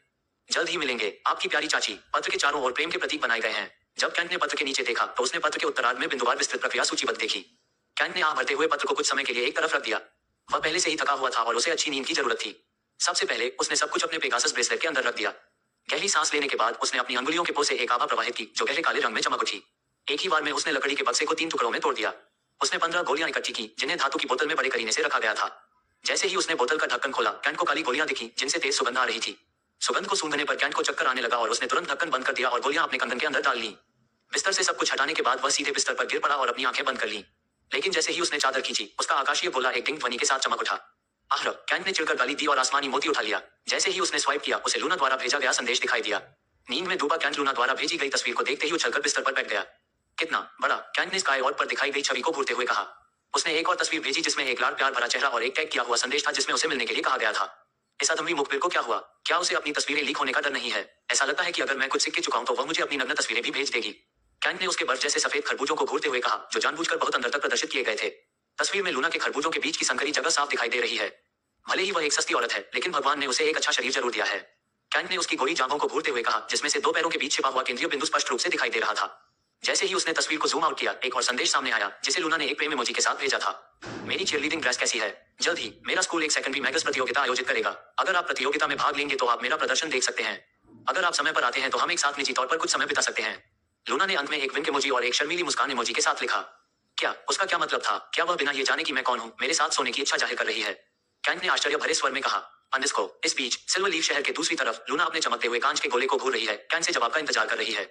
उसका कमरा पूरी तरह से अंधेरा है क्योंकि सभी लाइटें बंद हैं और उसकी सौतेली बहन सोनी एक आंख खोलकर उसे देख रही है। बहन, रोशनी बहुत परेशान करने वाली है। क्या तुम अपना कांच का गोला हटा सकती हो? सोनी ने सुस्त स्वर में पूछा। शश, अपनी चादर खींचो और दीवार की तरफ मुंह करो। मुझे परेशान मत करो, लूना ने बिना अपना चेहरा कांच के गोले से दूर किए झुंझलाहट से कहा। वह इस समय बहुत परेशान है क्योंकि टाइकून ने पहले ही उसका संदेश देख लिया है, लेकिन उसका कोई जवाब नहीं दे रहा है। बहन, जैसा कि मैंने पहले ही कहा, ऐसे अमीर लोग हमारी परवाह नहीं करेंगे। बेहतर होगा कि आप उसे अपनी तस्वीरें भेजना बंद कर दें। इस दर पर वह आपकी नग्न तस्वीरों का जवाब भी नहीं देगा। सोनी ने लूना को घूरते हुए एक कमजोर स्वर में हंसी जिसका चेहरा कांच के गोले की छाया में चमक रहा था। तुम अपनी बहन से ऐसा बोलने की तुम्हारी हिम्मत कैसे हुई? मुझे तुम्हें सबक सिखाना चाहिए। लूना ने एक तकिया उठाया और भयंकर नजर से सोनी पर कूद पड़ी। जबकि कैंट इन बहनों के झगड़े के बारे में जाने बिना सो रहा है, उसका जंगली पालतू फायर किरण ग्रेट मेगा स्पेस स्टो में उतरा। उसके साथ एक ग्रेट मेगा स्टेज जादूगर भी था। सुबह सुबह होटल मूनलाइट के अंदर कैंट की नींद एक आकाशीय गोले की आवाज से खुली जो उसके बिस्तर के पास रखा हुआ था। बिना अपनी आंखें खोले उसने आलस से अपना हाथ बढ़ाया और आकाशीय गोले को उठाया, ये देखने के लिए कि उसे सुबह सुबह किसने संदेश भेजा था। जैसे ही उसने स्पेल चैट इंटरफेस खोला, कैंट ने क्लाउड एनिमेशन में रिया की एक छवि देखी। उसके सिर के चारों ओर एनिमेशन की एक अंगूठी चमक रही थी जो एक अपरिचित संदेश का संकेत दे रही थी। रिया के अलावा उसने एक नए संदेश अधिसूचना के साथ स्टेला की एक तस्वीर भी देखी। कैंट ने अपनी आंखें रगड़ी और रिया की छवि पर टैप किया। इंटरफेस बदल गया। रिया का लंबा संदेश प्रदर्शित हुआ। उसने शुरुआत में कई औपचारिक शुभकामनाएं लिखी। युवा मास्टर कैंट, सुबह सुबह आपको परेशान करने के लिए क्षमा करें। मेरे पास आपके लिए अच्छी खबर है। आपने हमारे स्टोर से जो फायर किरण मंगवाया था वह आ गया है। कृपया रक्त अनुबंध को पूरा करने और अपने पालतू जानवर को प्राप्त करने के लिए स्टोर पर जल्दी आएं। शुभकामनाएं, रिया, ग्रेट मैगस पालतू जानवरों की दुकान। रिया ने बहुत औपचारिकता से लिखा। उसके हर शब्द में अत्यंत सम्मान झलक रहा था। कैंट अपने नए पालतू जानवर के बारे में खबर पढ़कर उत्साह से भर गया और मुस्कुराया। उन्होंने अंगूठा ऊपर वाला इमोजी भेजा और स्टेला का संदेश जांचने के लिए इंटरफेस बंद कर दिया। युवा मास्टर कैंट, हैंगिंग पल पैलेस आपके आगमन के लिए पूरी तरह से तैयार है। सभी सजावट और डिजाइनिंग पूरी हो चुकी है और सब कुछ ठीक से काम कर रहा है। कृपया हैंगिंग पल पैलेस पहुंचने पर मुझे सूचित करें। मैं मास्टर चाबी सौंप दूंगा। आप बिना चाबी के भी प्रवेश कर सकते हैं क्योंकि हमने प्रत्येक दरवाजे पर फेस रिकग्निशन यंत्र स्थापित किया है। आपके साथ व्यापार करके हमें खुशी हुई। हार्दिक शुभकामनाएं, स्टेला, पल स्टोर प्रॉपर्टी डीलर्स। कैंट को समझ में नहीं आया कि स्टेला ने उसे फोन करने के बजाय ये लंबा संदेश क्यों भेजा। साथ ही उसने ये भी नहीं बताया कि वह खुद संपत्ति सौंपेगी। जैसे ही वह संदेश को देख रहा था, कैंट की नजर उसकी प्रोफाइल तस्वीर पर चली गई और अगले ही पल उसके विचारों संतरंग दृश्य पर चले गए जहां स्टेला उसके छोटे भाई को ग्लोइंग ट्रीटमेंट देने की कोशिश कर रही थी। उसका चेहरा लाल हो गया जब उसे उसकी गुलाबी गुफा का प्रवेश द्वार याद आया जो प्रदर्शन के लिए काफी फैला हुआ था। कैंट ने स्टेला के शरीर के बारे में सभी विचारों को मिटाने के लिए अपना सिर हिलाया। जैसे ही उसने अपने बहते हुए रक्त को शांत करने के लिए आकाशीय गोला एक तरफ रखा, मंत्र चैट में एक और संदेश आ गया। पहले तो कैंट ने संदेश भेजने वाले व्यक्ति को पहचाना ही नहीं, लेकिन गोल्डन रेड की छवि देखने के बाद फैटी बेन का चेहरा उसके विचारों में उभर आया। जब वह खरीदारी करने जाता था तो फैटी उसका बहुत ख्याल रखता था, इसलिए कैंट का फैटी पर सकारात्मक प्रभाव पड़ा। हाय मास्टर, मोटा यहाँ हूँ। मुझे उम्मीद है कि मैं आपको परेशान नहीं कर रहा हूँ। मुझे अभी अभी आगामी माध्यमिक मैगस प्रतियोगिता में आपकी भागीदारी के बारे में जानकारी मिली है। मैं बस आपको शुभकामनाएं देना चाहता हूँ। संदेश का अंत मुस्कुराते हुए और अंगूठा ऊपर करने वाले इमोजी के साथ हुआ। आखिर इस मोटे आदमी को मेरी भागीदारी में इतनी दिलचस्पी क्यों है?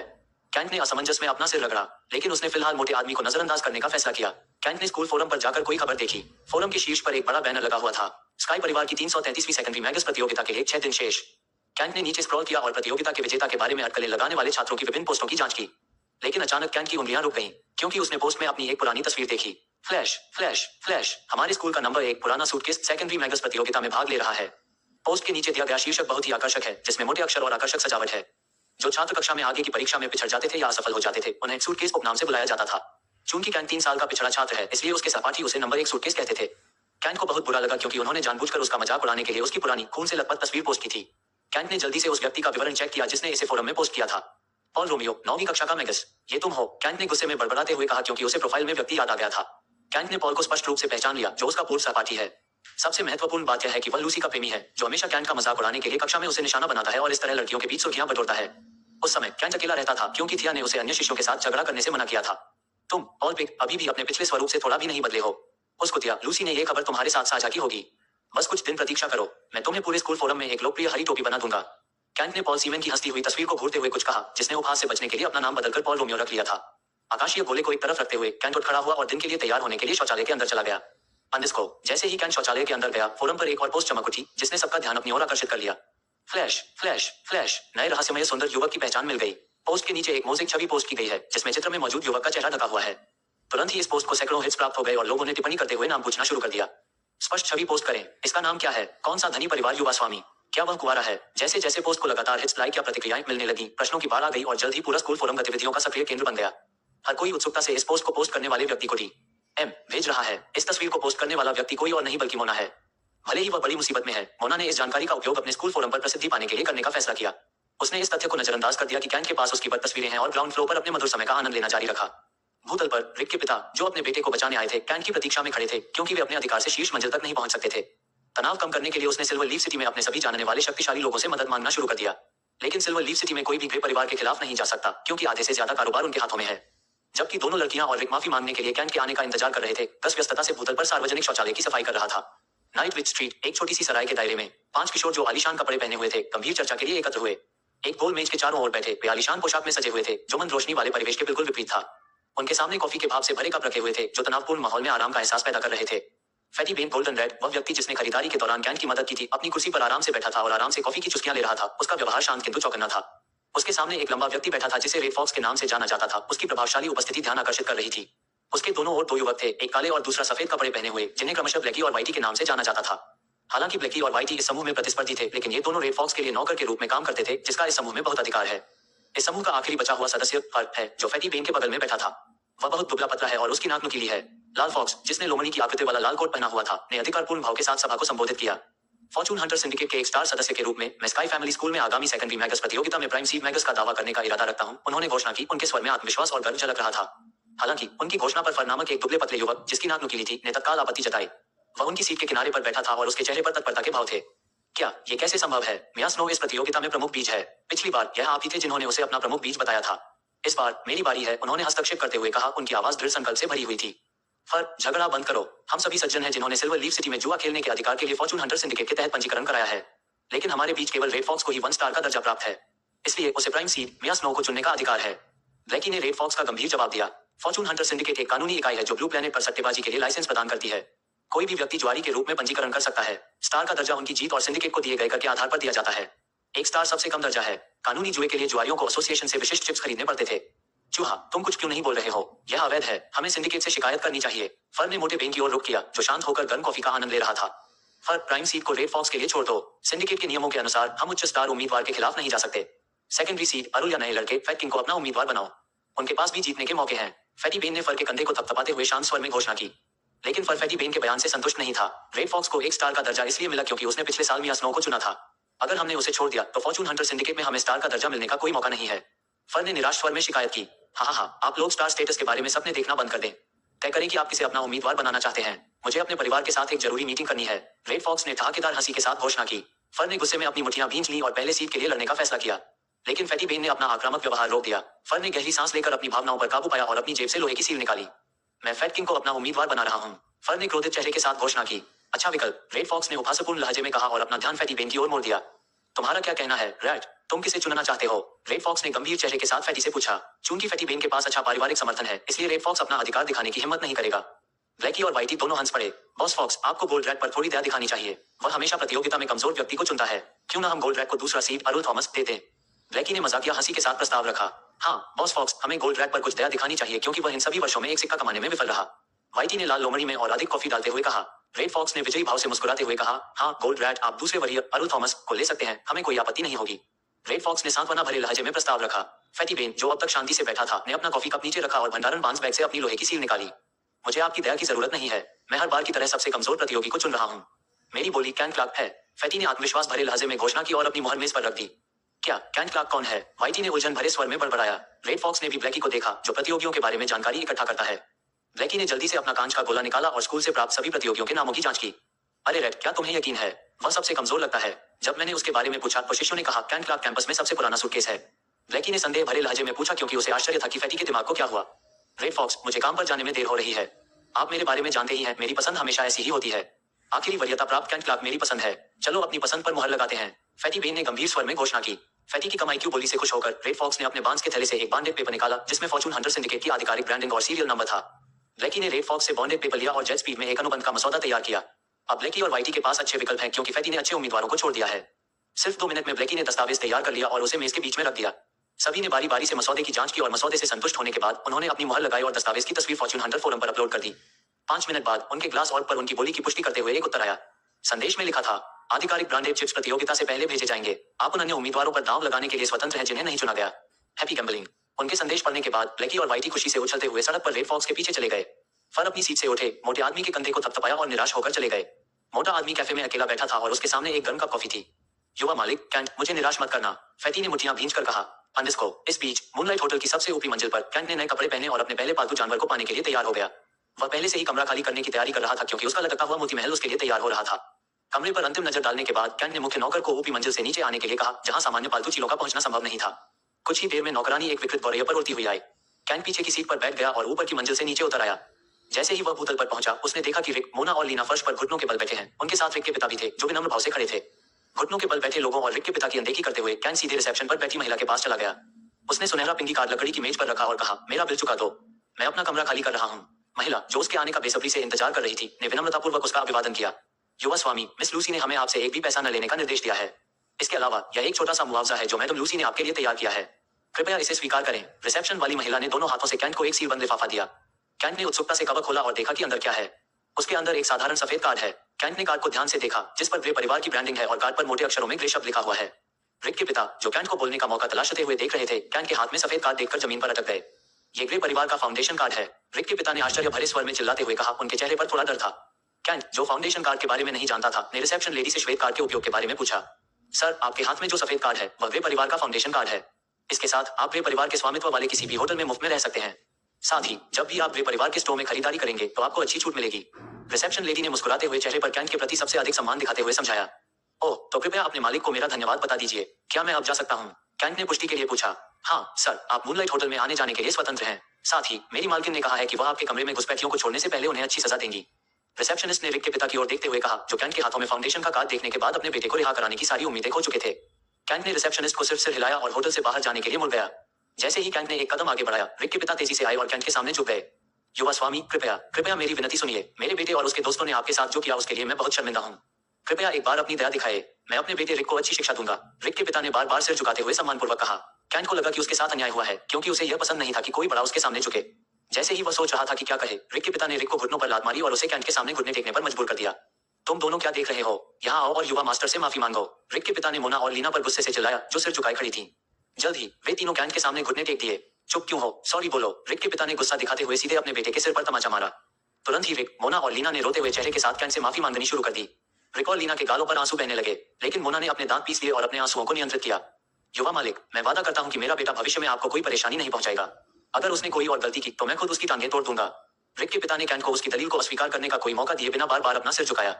कैंट को रिक के पिता पर दया आ गई। उसे आश्चर्य हुआ कि उसके अपने पिता के साथ क्या हुआ होगा। एक पल के लिए तो कैंट को यह भी संदेह हुआ कि अगर वह किसी उच्च पद वाले व्यक्ति को अपमानित करेगा तो क्या उसके पिता भी ऐसा ही करेंगे। अपने विचारों को एक तरफ रखते हुए कैंट रिसेप्शन की लड़की की ओर मुड़ा। आप पर बोझ डालने के लिए माफी चाहता हूँ। कृपया सुश्री लूसी से कहें कि उन्हें तुरंत रिहा कर दें, साथ ही उनके खाते से मुआवजा न काटें। कैंट ने रिसेप्शन की महिला से बात की और यही बात रिक के पिता को बताई। रिक के पिता, जिन्हें लगता था कि बिना सजा के अपने बेटे को ले जाना असंभव काम था, कैंट को बार बार प्रणाम करते हुए उसे धन्यवाद देते रहे। उन्होंने खुशी में अपने बेटे को लात भी मारी और उसे कैंट को पूरे सम्मान के साथ धन्यवाद देने को कहा। धन्यवाद देने वाले समूह को विनम्रतापूर्वक टालते हुए कैंट बाहर चला गया और पालतू जानवरों के स्टैंड पर एक कांस्य सिक्का रख दिया तथा अपनी पालतू टैक्सी का इंतजार करने लगा। यदि आप में से किसी को यह आश्चर्य हो रहा है कि गस का क्या हुआ, तो बता दूं कि वह अभी भी सार्वजनिक शौचालय साफ कर रहा है। जल्द ही वही महिला जो इन 2 दिनों में कैंट को ले जा रही थी, कैंट के सामने उतरी। कैंट मुस्कुराया और यात्री सीट पर बैठ गया। कहाँ जाना है युवा स्वामी? महिला ने मुस्कुराते हुए पूछा। बहुत बढ़िया मैगस्पेस स्टोर। मुझे आज मेरा पालतू जानवर मिल रहा है। शायद मैं भविष्य में आपके पालतू जानवर को लेकर न जाऊं। कैंट ने खुशी से मुस्कुराते हुए जवाब दिया। क्या ये वही अग्निकिरण है जिसके बारे में तुमने बात की थी? पालतू जानवर को आकाश में ले जाते हुए महिला ने फिर पूछा। हाँ, उन्होंने कहा कि किरण पहले ही आ चुका है। कैंट ने अपने आकाशीय गोले की जांच करते हुए उत्साहपूर्वक उत्तर दिया। महिला ने एक आलसी मुस्कान के साथ आह भरी। उसे कैंट की बातों पर यकीन नहीं हुआ, क्योंकि उसे लगा कि कैंट शेखी बघा रहा है। बातचीत को अनदेखा करते हुए उसने अपने हाउस ईगल की गति बढ़ा दी। कैंट, जो स्काइपल में व्यस्त था, महिला की प्रतिक्रिया पर ध्यान नहीं दे पाया। स्काई और पर स्वाइप करते समय कैंट ने स्कूल फोरम में फिर से अपनी छवि देखी। आखिर वे सब मेरे बारे में क्यों बात कर रहे थे? रुको, मेरा चेहरा धुंधला क्यों दिख रहा है? कैंट ने पोस्ट की सामग्री की जांच करते हुए बुदबुदाया। Flash flash flash. सुंदर युवा मास्टर की पहचान मिल गई। कैंट ने टिप्पणियों की जांच करने के लिए नीचे स्वाइप किया, क्योंकि वह पोस्ट की सामग्री को समझ नहीं पाया था। टिप्पणियां पढ़ने के बाद कैंट को अंततः समझ में आ गया कि हर कोई उसे एक मजबूत पारिवारिक पृष्ठभूमि वाले नए अमीर युवा मालिक के रूप में समझ रहा है। मैंने अपनी पहचान कब छिपाई? कैंट ने अपनी उंगलियां चलाते हुए उस होस्ट की ओर देखा जिसने ये तस्वीर पोस्ट की थी। जैसे ही मैंने उस व्यक्ति की प्रोफाइल पर क्लिक किया, आकाश में मोना की एक छवि दिखाई दी, जिसमें वह एक सोने के सिक्के को काट रही थी और आंख मार रही थी। इस बेवकूफ महिला को क्या हुआ? कल रात उसने मुझ पर उसका पिछवाड़ा पकड़ने का आरोप लगाया। अब उसने मूनलाइट होटल में अपनी स्थिति की चिंता किए बिना यह तस्वीर पोस्ट कर दी। क्या मैंने उन्हें बिना कठोर दंड दिए रिहा करके कोई गलती की? कैंट ने मोना के चरित्र के बारे में सोचते हुए बुदबुदाया। जैसे ही वह सोच रहा था कि इस पोस्ट का क्या किया जाए, उसकी पालतू टैक्सी ग्रेट मैगस्पेस स्टोर के सामने आकर रुकी। सिल्वर लीफ सिटी से हजारों मील दूर एक जीर्ण शीर्ण पहाड़ी क्षेत्र में, जहां बड़ी संख्या में निष्क्रिय ज्वालामुखी अवशेष मौजूद हैं। एक बड़े केंद्रीय ज्वालामुखी वेदी के अंदर, जहां पिघले हुए लावा की लालिमा अलौकिक छायाओं के साथ नृत्य करती थी, अग्निकिरण जाति ने अपना गढ़ बना रखा था। ऊंची ऊंची मूर्तियां, जिनके रूप मानव और किरण विशेषताओं का मिश्रण थे, प्रवेश द्वार पर प्रहरी की तरह खड़ी थी। उनकी ज्वलंत आंखें अविचल सतर्कता के साथ अंधेरे को भेद रही थीं। वेदी के मध्य में मानव रूप में पूजनीय महिला अग्निकिरण की एक विशाल प्रतिमा वीर मुद्रा में खड़ी थी। इसकी उपस्थिति जाति की प्राचीन वंशावली का प्रमाण थी। मूर्ति के सामने आग की गहराई से एक तारे की तरह उगता हुआ भव्य महल खड़ा था, जिसके राजसी कांटे ज्वालामुखी वेदी के प्रवेश द्वार की ओर पहुंच रहे थे। महल को शक्तिशाली किरण आग द्वारा एक बड़ी चट्टान पर ढाला गया है। चट्टानी महल के भीतर मशालों की टिमटिमाती रोशनी के बीच एक ऐसा दृश्य सामने आया जो ज्वालामुखी कक्षों में व्याप्त उदासी की प्रतिध्वनि था। महल के अंदर एक परिपक्व महिला किरण मानव रूप में दर्द भरी आवाज में रो रही है। उसके बगल में मानव रूप में एक युवा पुरुष किरण उसे बार बार मां कहकर सांत्वना दे रहा है। उन दोनों के सामने एक लंबा आदमी गंभीर चेहरे के साथ मजबूती से खड़ा था। हालांकि वे सभी मानव रूप में थे, लेकिन उनके शरीर के कुछ अंग और चेहरे की विशेषताएं किरण जाति से मिलती जुलती थीं। लेडी मोया, जिनके सिर से आग की लपटें निकल रही थीं, हृदय को पिघला देने वाले स्वर में रो रही थी। उनकी पीड़ा पत्थर की दीवारों से टकराकर गूंज रही थी। उसके बगल में उसका बेटा जाम्बू, जिसके युवा चेहरे पर चिंता के भाव थे, उसे सांत्वना देने की कोशिश कर रहा था। उसकी विनती पूरे कमरे में गूंज रही थी। लेकिन यह जोरा था, जो फायर किरण जाति का 24वां नेता था, जिसने दृश्य पर अपनी प्रभावशाली उपस्थिति दर्ज कराई। पत्थर पर उकेरी गई उसकी अभिव्यक्ति फायर किरण जाति के 24वें नेता के रूप में उसकी जिम्मेदारी के भार को प्रकट कर रही थी, और उसकी आंखें दृढ़ संकल्प से कठोर हो गई थी। तुम दोनों रोना बंद करो, बहुत हो गया। जोरा की आवाज चिंगारी भरी लपटों के बीच गरजने जैसी थी, जिसने ध्यान आकर्षित किया। जाम्बू की हताशा भावनाओं के सैलाब में बह निकली। पिताजी, आपको मेरी बहन कवि को बचाना होगा। कृपया तलाशी का आदेश जारी करें। मोया की आवाज, हालांकि आंसुओं से भरी हुई थी, अपने बेटे की विनती में शामिल हो गई। हाँ पति, हमें अपनी बेटी कवि को वापस लाना होगा। कृपया उसे खोजने का आदेश दें। लेकिन जोरा परंपरा के बोझ और अपने अस्तित्व की कठोर वास्तविकता से दबे हुए भारी मन से अपना सिर हिलाते हुए बोला। मोया, हमारी बेटी कवि अभी विकसित नहीं हुई है और वह कबीले का हिस्सा नहीं है। हम पूरी जाति की सुरक्षा को ऐसे व्यक्ति के लिए जोखिम में नहीं डाल सकते जो अभी तक हमारे कानूनों से बंधा नहीं है। अपने पिता के साथ कंधे से कंधा मिलाकर खड़े जम्बू की आंखों में विद्रोह की आग चमक रही थी। पिताजी, मेरी बहन कवि हमारे पूर्वजों का खून बहाती है। वह हमारे वंश की है। हम उसे छोड़ नहीं सकते। लेकिन जोरा का संकल्प अटल रहा। जाम्बू, अगर हम अब कवि को ढूंढ भी लें तो भी बहुत देर हो चुकी होगी। इंसानों ने शायद उसे पहले ही खून के अनुबंध से बांध लिया होगा। हम अपने कबीले के लोगों को इंसानों के विश्वासघात के लिए जोखिम में नहीं डाल सकते। जोरा ने गहरी सांस लेकर दूर क्षितिज पर नजरें गड़ा दी। हमारा ध्यान अपने अस्तित्व पर ही रहना चाहिए। बौने फीनिक्स कबीले के साथ युद्ध क्षितिज पर मंडरा रहा है। हमें अपरिहार्य संघर्ष के लिए तैयार रहना चाहिए। लेकिन पिताजी, मेरी बहन कावी विकास से सिर्फ 1 साल दूर है। उसे किरण जाति की पहली महिला नेता के जीन भी विरासत में मिले हैं। इस कारण से आपको मेरी बहन की रक्षा करनी होगी। कृपया खोज आदेश जारी करें। जाम्बू ने गंभीर स्वर में मांग की। उसके बारे में भूल जाओ। क्या तुम्हें पता है कि इन सभी वर्षों में हमारी जाति ने कितने बच्चों को खो दिया है? लेकिन हमने कभी भी उनके लिए खोज आदेश जारी नहीं किया। अब मैं स्वार्थी नेता बनकर अपनी बेटी के लिए खोज आदेश जारी नहीं कर सकता। फायर किरण रेस के नेता जोरा ने अपनी पत्नी मोया से नजरें मिलाने से बचते हुए सांत्वना भरे लहजे में कहा। माँ बेटे की जोड़ी जोरा को समझाने में विफल रही, जिसने अपनी जाति को परिवार से पहले रखा। वे ये भी जानते थे कि संप्रदाय के नियमों के अनुसार सभी अविकसित किरिन जाति का हिस्सा नहीं है और कबीले के लोगों के अस्तित्व को खतरे में डालकर उनकी रक्षा नहीं की जा सकती। मोया, जाम्बू, कवि के बारे में भूल जाओ। उसका भाग्य हमारे कबीले या परिवार से जुड़ा नहीं है। जाम्बू, इस मामले पर अपना समय बर्बाद करना बंद करो और अपनी ताकत विकसित करने पर ध्यान दो।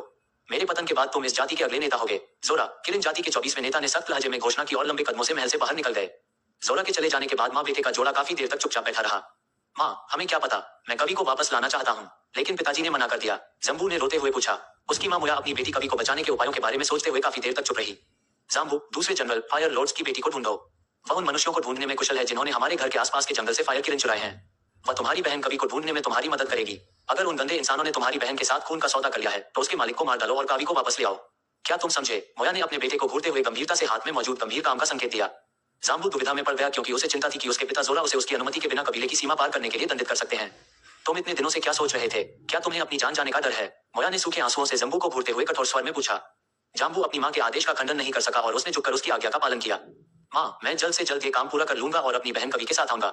जाम्बू ने घोषणा की और वह पीछे मुड़ा और लॉर्ड्स फायर से मिलने के लिए महल से बाहर निकल गया। वह लड़की जो ट्रैकिंग में कुशल है। अंडिस्को, कैंट, जो यह नहीं जानता था कि उसका नया फायर किरण पालतू जानवर कई समस्याओं के साथ आया है, उत्साहित चेहरे के साथ अपने पहले पालतू जानवर को प्राप्त करने के लिए पालतू जानवरों की दुकान के अंदर गया।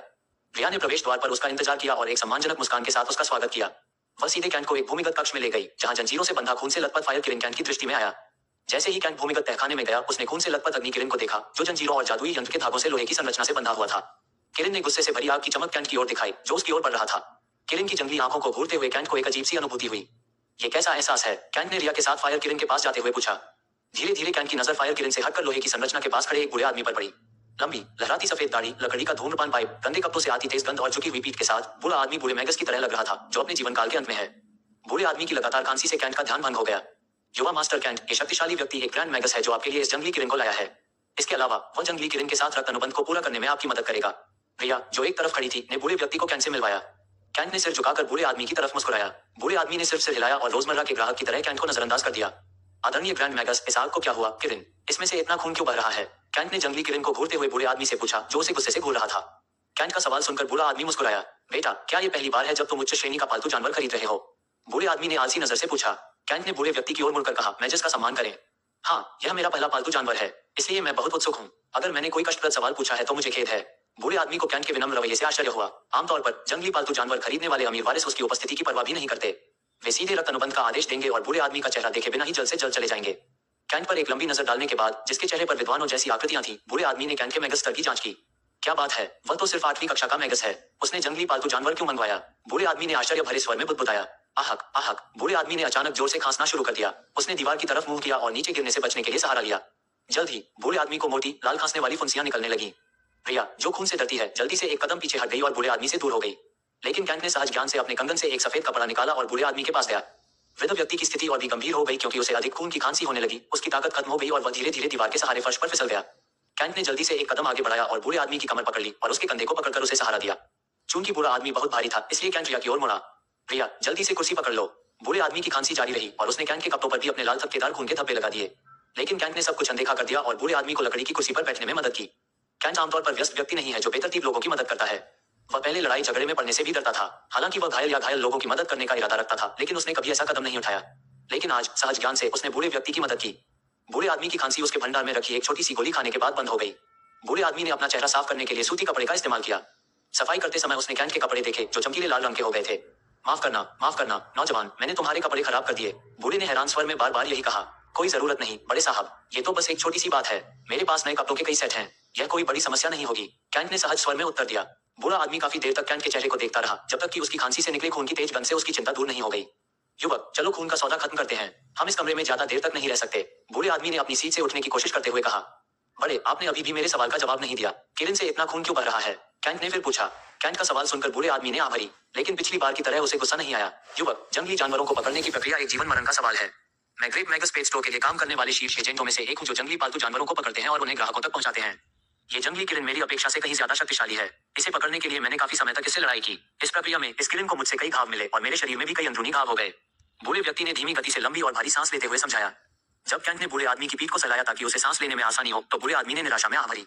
इस खतरनाक काम के लिए मुझे ग्रेट मैगस पालतू जानवरों की दुकान को दिए गए पैसे का केवल 40% ही मिलेगा। बूढ़ा आदमी आत्मदया से हंसा।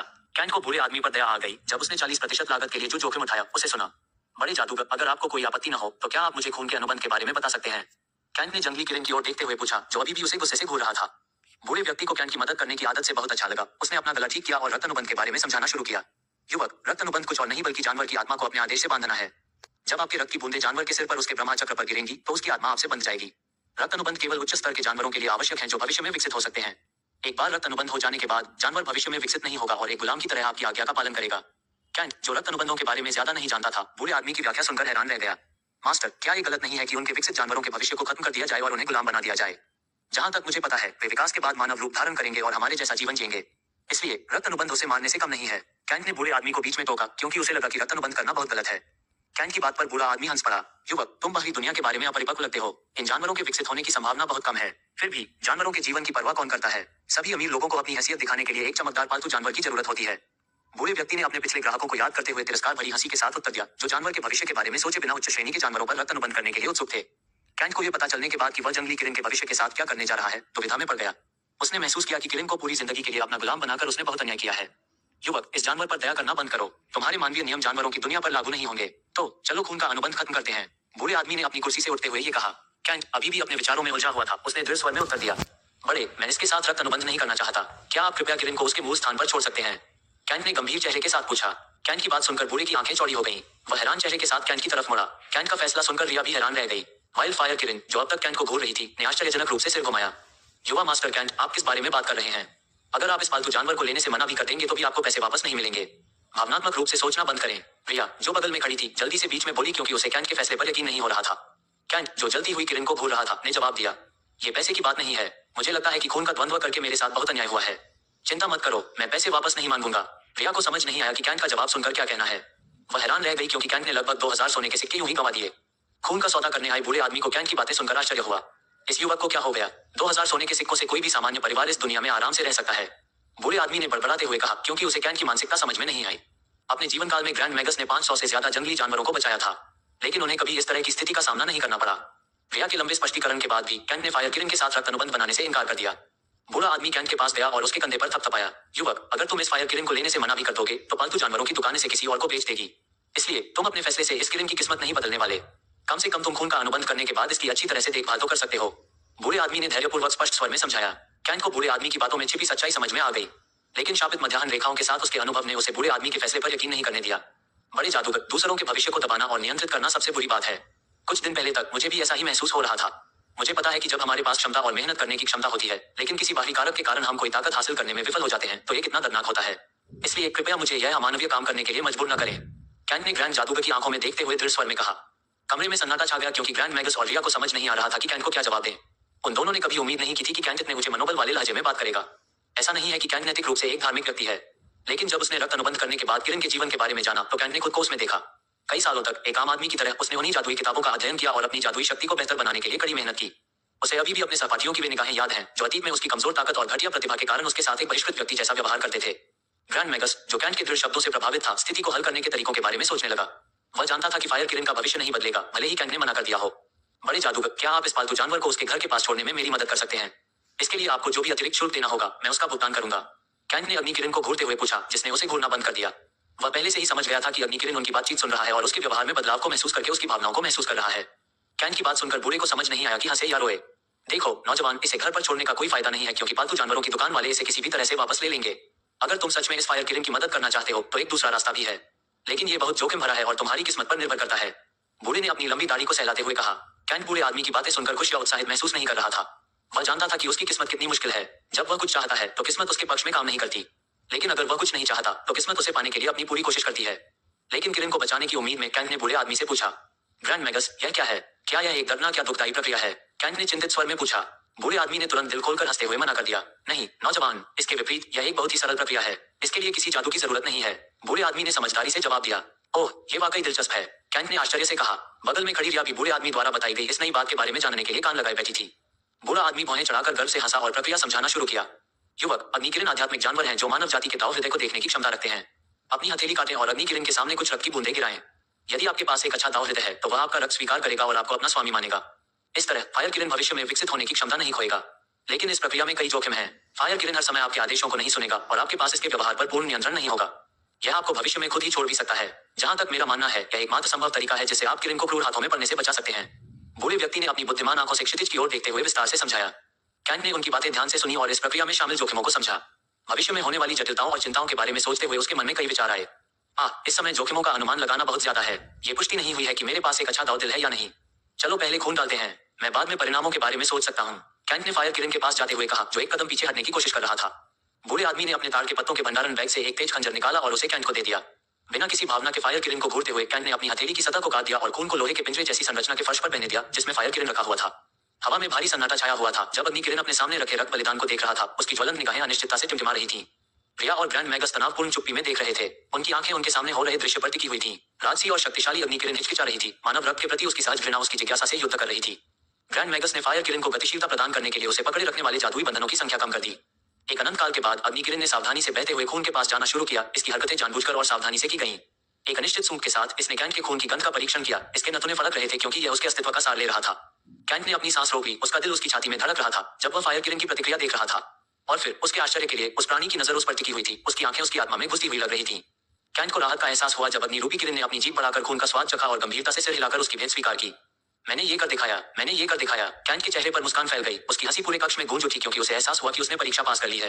लेकिन रिया और ग्रैंड मैगस वहीं खड़े रहे। उनका अविश्वास स्पष्ट था क्योंकि वे अपने सामने दुर्लभतम दृश्य घटित होते देख रहे थे। युवक, जश्न मनाना बंद करो, अग्नि किरण के सामने झुको और उसके सिर को छूने की कोशिश करो। ग्रैंड मैगस ने जल्दी से कैंट को निर्देश दिया कि वह अग्नि किरण द्वारा कैंट को अपना स्वामी मानने की पुष्टि करे। कैंट ने वीडियो गेम जीतने वाले बच्चे की तरह उत्साह में आकर फायर किरण के सामने सिर झुकाया और उसकी शक्ति को स्वीकार करते हुए एक घुटने पर बैठ गया। उसने अपना हाथ आगे बढ़ाया और अपनी हथेली को उसकी ओर मोड़ा।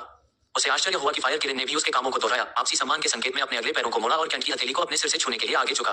उस पल में जब कैंट के दोस्त ने फायर किरण की मुलायम त्वचा को महसूस किया तो कैंट ने अपने सामने मौजूद राजसी प्राणी को देखा। उसने महसूस किया कि उनके बीच एक बंधन बन गया है जो नस्ल और वंश की सीमाओं को पार कर गया है। अग्नि किरण की उपस्थिति में कैंट को पता था कि उसे न केवल स्वीकृति मिली है बल्कि एक ऐसा अपनापन भी मिला है जो उसने पहले कभी नहीं महसूस किया था। और जैसे ही वह अपने पैरों पर खड़ा हुआ, उसके भीतर एक नए उद्देश्य की भावना जल रही थी। वह सीधे आगे बढ़ा और एक तरफ से उसके सिर को गले लगा लिया। ग्रैंड मैगस ने जल्दी से अग्नि किरण को बांधने वाली सभी लोहे की जंजीरों और जादुई धागों को हटा दिया और उसे लोहे के केस जैसी संरचना से मुक्त कर दिया। युवक, समय बर्बाद मत करो, तुम्हें जल्द से जल्द पहली उड़ान भरनी चाहिए। केवल अनुभव के साथ अग्नि किरण के साथ तुम्हारा बंधन बढ़ता है। बूढ़े आदमी ने जादुई घेरे पर टैप करने के बाद कहा। अगले ही क्षण भूमिगत बेस पूरी तरह से हिलने लगा और वे धीरे धीरे भूमिगत सतह से बाहर आ गए। बड़े जादूगर, मैं आपका धन्यवाद कैसे करूं यह मुझे नहीं पता। सोने के सिक्कों के अलावा मेरे पास आपको देने के लिए कोई और कीमती चीज नहीं है। कृपया अपनी कीमत बताएं, कैंट ने सम्मानपूर्ण लहजे में पूछा। हालांकि बूढ़े व्यक्ति की मदद के लिए सोना देना शिष्टतापूर्ण लग रहा था, लेकिन बूढ़ा आदमी उसके प्रस्ताव पर हंस पड़ा। युवक, तुम्हें मुझे कुछ भी देने की जरूरत नहीं है। ये दृश्य देखना मेरे लिए जीवन भर की याद है। कृपया किरण का अच्छे से ख्याल रखना। इसके अलावा मेरे लिए इस शहर को छोड़ने का समय आ गया है। अपनी पहली जंगली उड़ान का आनंद लें। बूढ़े आदमी ने कैंट को फायर किरण की पीठ पर बैठने में मदद करते हुए कहा। उसने अतिरिक्त सुरक्षा के लिए कैंट को जादुई धागों से फायर किरण से बांध दिया।